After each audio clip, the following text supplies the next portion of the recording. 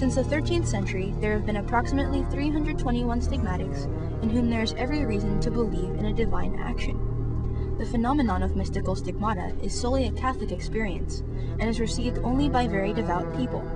When a person receives visible stigmata from God, they bear the marks of the Passion of Christ with corresponding and intense sufferings.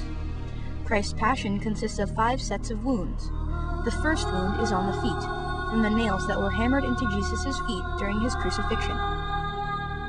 The second wound is on the hands, which are also from nails during Jesus' crucifixion.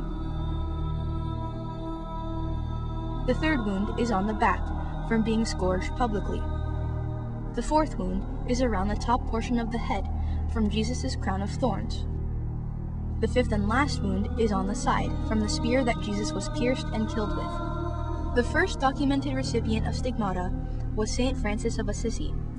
Francis enjoyed a very rich, easy life growing up, and he gave himself to partying with much joy and abandon. Though Francis led a life of excess early on, he was able to seek redemption from his straying path, since the love people encountered from Christ embraced sinners and outcasts, meaning that redemption was almost always possible for anyone who turned to Christ and asked for forgiveness.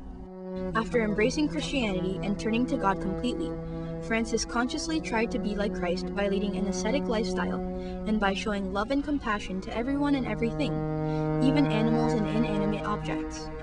Christians believe in attempting to be as much like Christ as possible through prayer and good deed, but what made Francis's case extraordinary was that not only did he mimic Christ in thought and action, but he also received the stigmata in his own body.